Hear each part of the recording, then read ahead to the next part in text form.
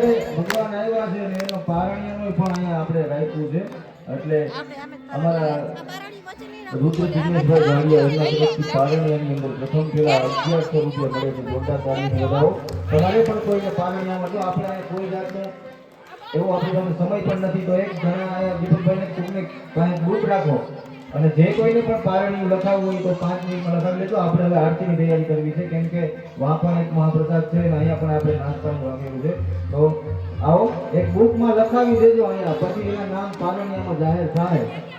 બીજો પાર મારો પાર